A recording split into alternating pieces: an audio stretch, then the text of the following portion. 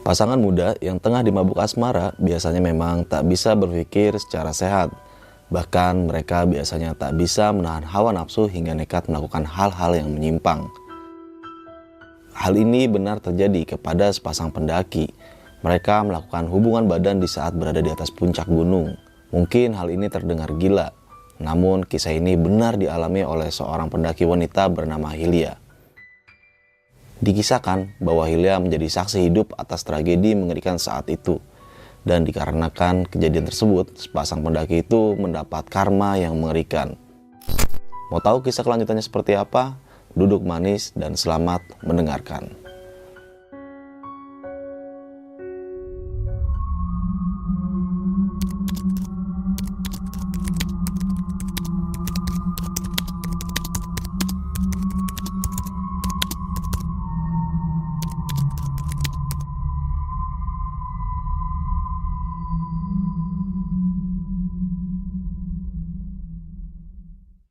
Halo Il. Halo. Halo Hilya nih, gila pendaki gacor. Pendaki gacor nggak tuh?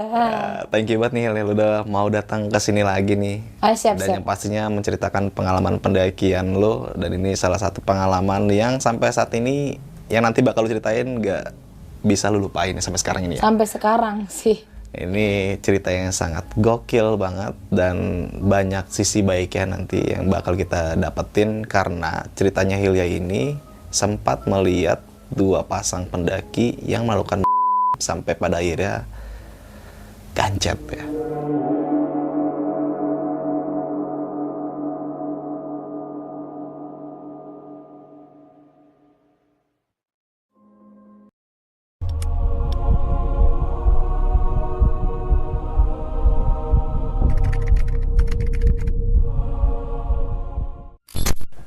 Awalnya sih gue tuh emang udah ada agenda ya naik ke gunung itu ya.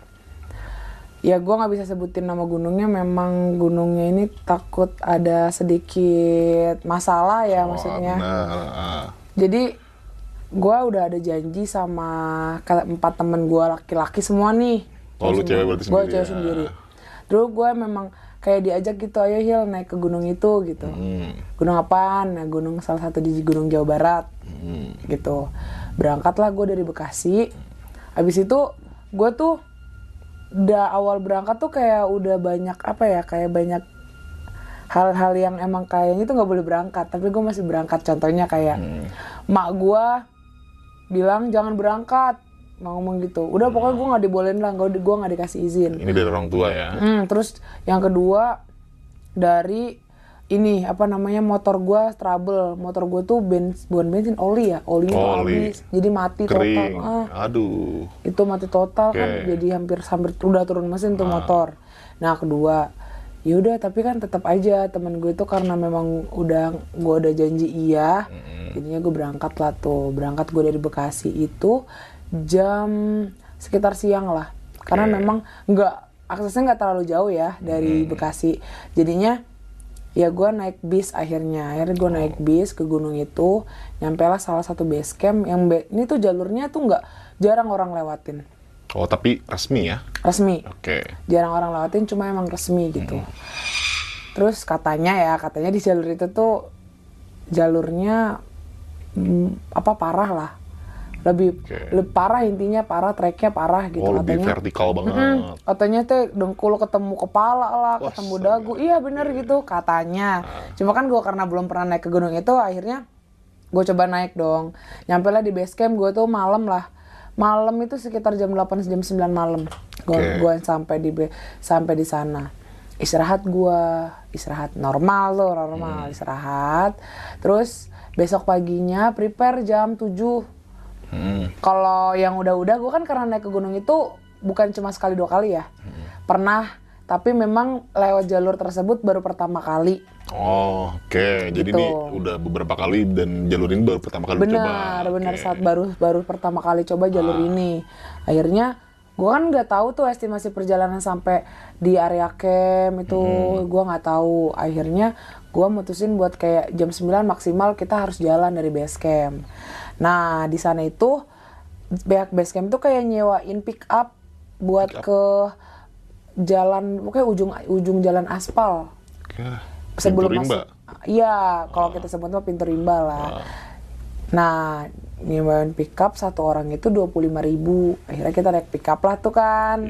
Naik pickup, nah bukan kelompok gue doang. Tadi kan gue berlima, ada kelompok lain itu bertiga, jadi kita berdelapan. Kita sampai di ujung aspal memang. Setelah ujung aspal itu ada kebun, kita lewatin kebun lah.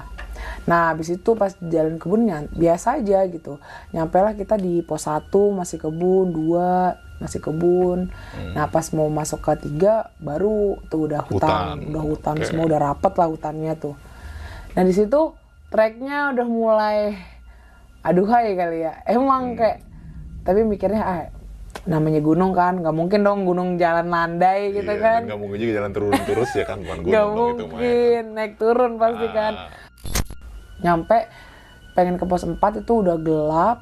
Nah, ketemu sama satu cewek ini, dia itu ngetrek berdua sama cowok. Ini beda rombongan atau? Beda rombongan. Oh, beda rombongan. Gua ketemu sama dia. Oh, oke. Gua ketemu sama dia di jalur itu. Terus ceweknya ini nangis.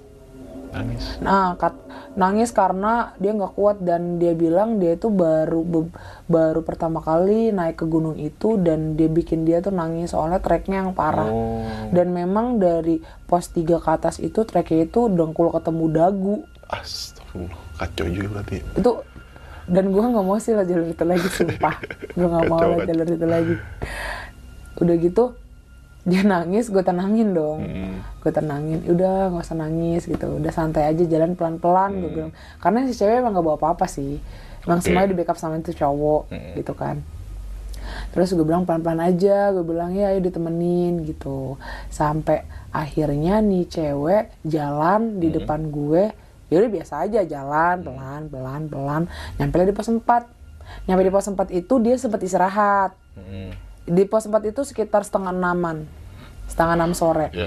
Setengah 6 sore, gue sama tim gue, sama rombongan gue, sama dia pun itu semua istirahat. Itu kita kemarin tuh jumlahnya berarti bersepuluhan, 10 orangan lah.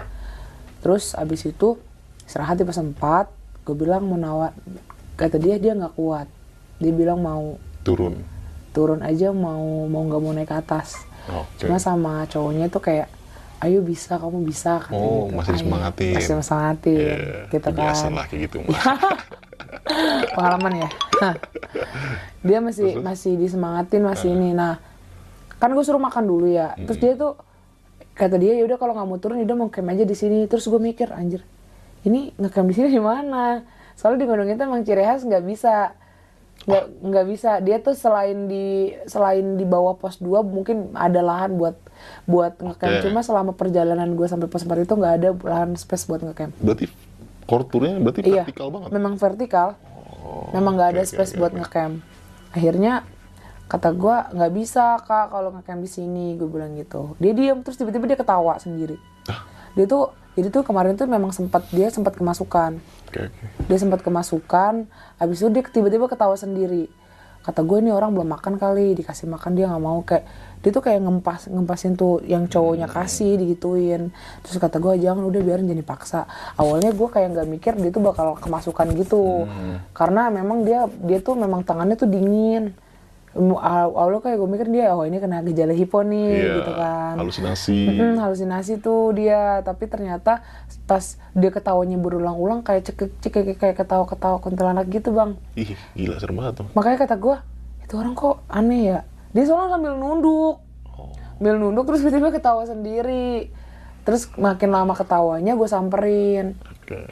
Terus ngeliatin gue, kata gue, kenapa lo kan ngeliatin gue gituin kan. Ngeliatinnya melotot atau gimana? Melotot, ngeliatin gue tuh sambil melotot. Terus kayak abis melotot dia tuh ketawa lagi. Kata gue, ini orang gila, apa kata gue gitu. Makan dulu nih, makan. Gue nggak, di situ masih gue mikir, nggak boleh mikir ini kalau surupan, kata gue gitu. Tapi lo ada pikiran ke situ? Iyalah pasti, soalnya ketawanya udah aneh.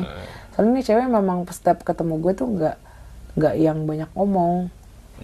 Dia tuh nggak yang banyak ngomong, dia cuma sebatasnya aja gitu. Terus gue tanya sama lakinya, bang lo nganter ke jam berapa? Gue nganter ke jam 6 pagi, kata dia gitu. Terus dia memang warga ya lingkungan sana lah, yang bukan orang jauh kayak gue orang Bekasi, bukan emang orang warga sana gitu.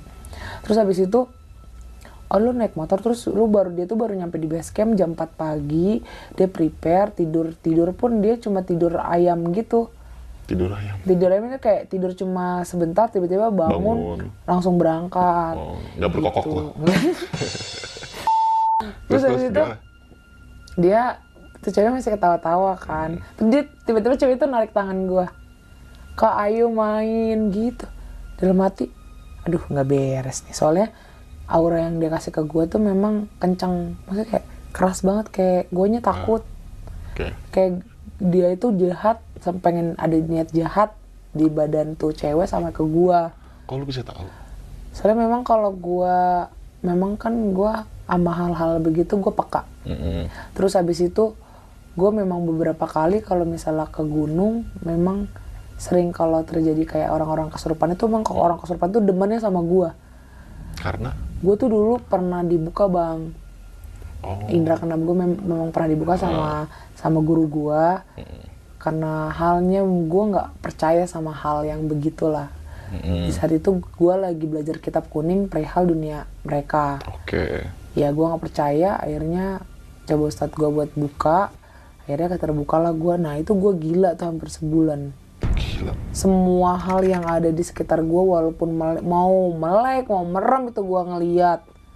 Wah gila, sebulan lama juga loh. Hampir sebulan gue udah kayak orang gila. 2 hari gue nggak bangun. Pertama kali yang gue lihat tuh poci bang. Itu ya Allah, itu kayak namanya pocong-pocong di film-film itu udah kalah, udah 1000 kali lipatnya. Udah gue nggak sanggup, akhirnya ditutup lah lagi. Cuma kata guru gue nih, walaupun gue udah ditutup, cuma indera perasa gue tuh lebih peka terhadap hal mistis dibanding yang lainnya. Nah dari kejadian itu pun kayak gue ngerasa ya ada gitu, terus gue percaya, terus kayak gue lebih gampang diguna-guna, gampang dihipnotis. Itu dari kejadian itu badan gue gampang banget. Serius? Berarti lu 4 kali gue anjir diguna-guna ini pernah? Gila, serius? Itu gue terakhir kemarin tahun lalu sama mantan gue, dan itu cowok yang keempat. Gila. Itu gila sih, parah. Wah kacau. Tuh lalu nih sebelum kita membahas tentang perjalanan pendakian lu, gue pengen lebih tahu tentang lu diguna-guna itu gimana? Rasanya kayak apa sih diguna-guna itu? Pertama kalinya itu gue, kalau yang pertama kali itu sama orang Banyuwangi. Jadi badan gue tuh yang depan ini dingin kayak es batu, belakang gue nih dia itu panas banget. Terus hati gue tuh kayak ditusuk-tusuk gitu. Ih, serius? Itu gue selama 3 malam gue begitu. Terus gue ke salah satu teman gue di Bekasi. Gue bilang, Kak, ini kan cewek, Kak gue setiap malam gini gue nangis segala macem.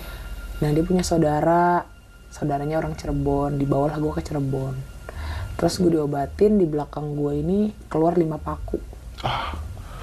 Tuh lu ngeliat tuh? Iya, gue kayak sempet speechless, nggak percaya begituan.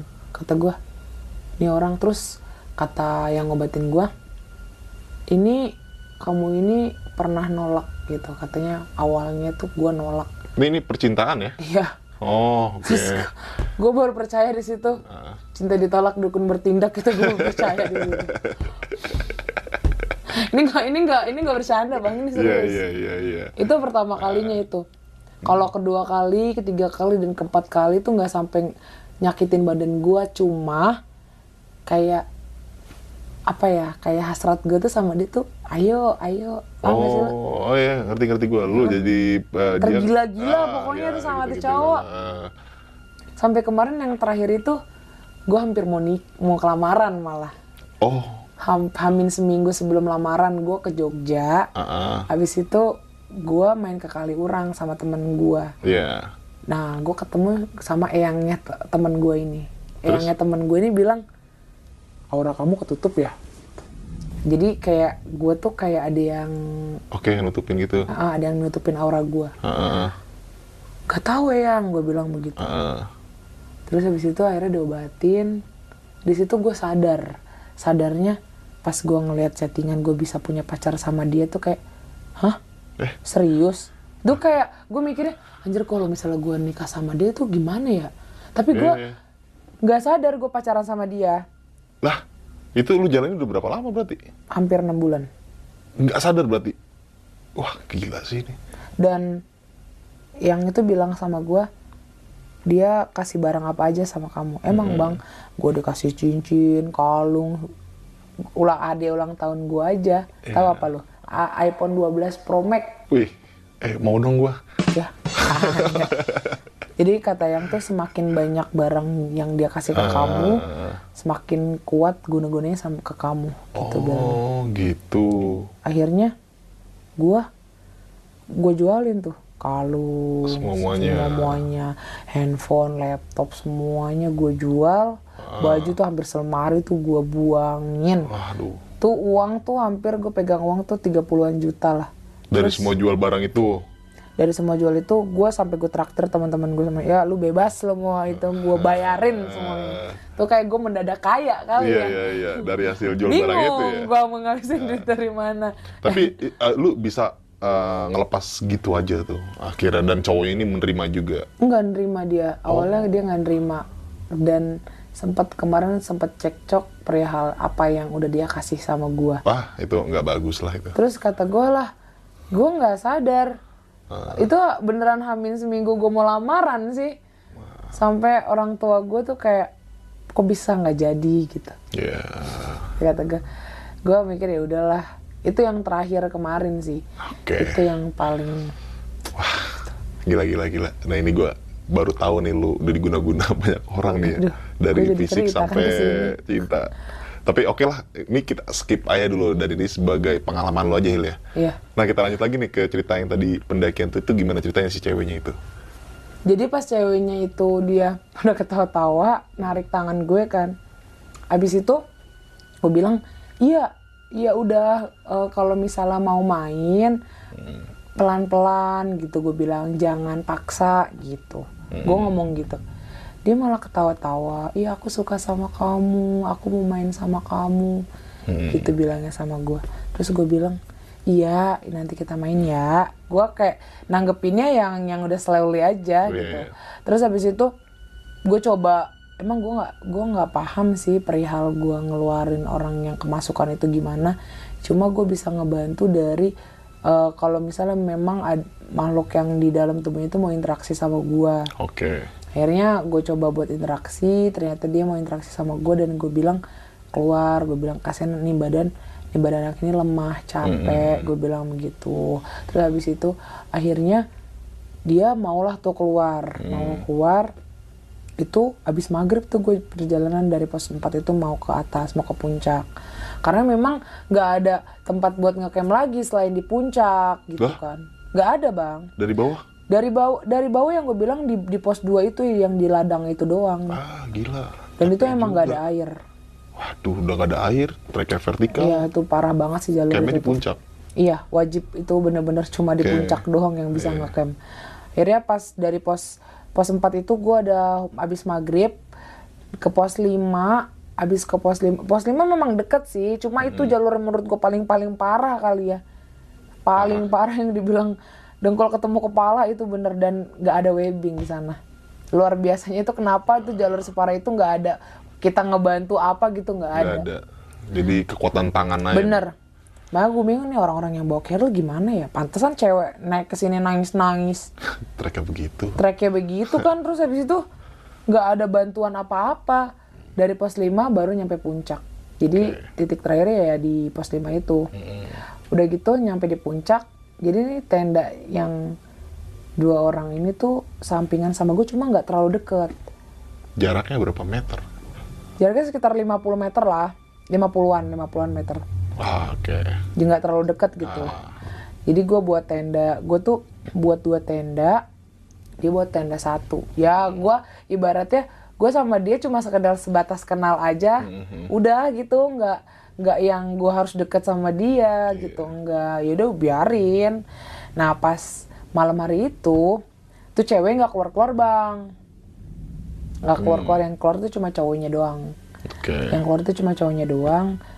Gue tanya, bang udah makan belum? Gue bilang begitu. Udah tadi udah masak mie, kata dia gitu. Oh ya udah.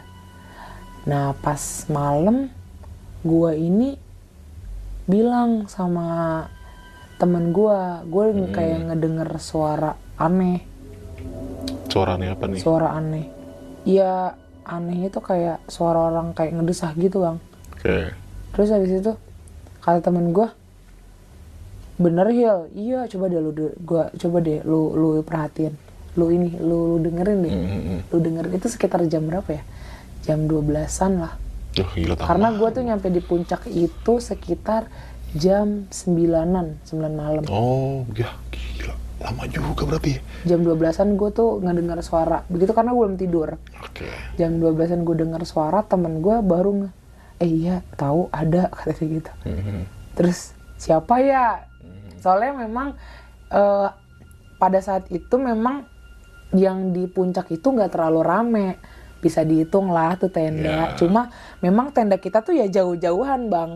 Gue nggak bisa mengira yang ono, suara yang ono gitu nggak. Cuma memang itu suaranya samar-samar soalnya. Akhirnya gue keluar, pengen buang air kecil. Nah gue keluar pengen buang air kecil, cowok yang tadi bareng sama gue di bawah itu keluar dia juga. Sendiri. Gue tanya dong, kok sendirian, si teteh mana? Gue bilang gitu. Kok dari tadi nggak keluar? Gue bilang gitu. Terus kata si cowoknya, iya dia lagi nggak enak badan. Gitu, dia lagi nggak enak badan, dia istirahat. Pikir gue, yang nggak enak badan, awalnya gue ngira satu tenda itu tenda. Cuma karena tuh cowok bilang nggak enak badan ceweknya, ya pikir ya masa sih lagi gak enak badan di jos gitu loh, maksudnya bisa kayak gitu kan, gak mungkin. Masuklah gue ke dalam tenda, abis itu pas dia masuk lagi, gue tuh sama teman gue, kan gue emang di tenda tuh bertiga, cowok 2, gue sendiri gitu di situ. Terus gue ngomong, bukan tenda itu kayaknya deh, gue bilang begitu. Awalnya kita itu ngira tenda itu, soalnya tuh cewek lagi sakit. Katanya, masa sih, kan kita bercandaan tuh dalam tenda kan, bercanda dalam tenda. Akhirnya sampailah pagi. Sampai pagi tuh cuacanya memang bagus, nggak yang kabut gitu, enggak. Memang bagus gitu, dan gue hampir dapat lautan awan di gunung tersebut. Iya jelas. Ya gue berapa kali ya gue naik gunung itu, gue nggak pernah dapat lautan awan bang. Oh, tembok mulu. Nggak tembok sih, cuma ya udah plong gitu, nggak ada awannya. Pas gue dapat lautan awan, gue seneng banget. Itu jam berapa ya? Jam 6-an, jam setengah 6 lah. Setengah 6 gue keluar. Itu tenda tuh yang tenda samping gue itu dia nggak keluar. Terus gue makan, gue prepare, gue foto segala macam, nggak ada tanda-tanda kehidupan di tenda. Itu tenda tuh gue nggak ada tanda-tanda kehidupan. Gue ngomong sama temen gue, Bang Dre, tenda kok kagak ada gerak-gerakan ya dari tadi pagi ya, gitu. Masih tidur kali, teman gue gitu. Terus gue bilang, kok bisa ya nggak ada? Masa sih masih tidur? Ini udah jam 10 loh. Siang ya? Ya. Dan itu memang terik banget matahari. Maksudnya kalau di orang di dalam tenda tuh nggak akan kuat. Kacau. Apalagi tenda yang dia buat itu bukan tenda yang kayak segala macam. Enggak, itu tenda biasa yang frame itu masih fiber kali ya. Jadi yang tenda yang normal gitu. Udah jam 10 lah, ya udah biarin gue. Akhirnya gue prepare lah tuh buat makan. Jam 12 gue pengen turun.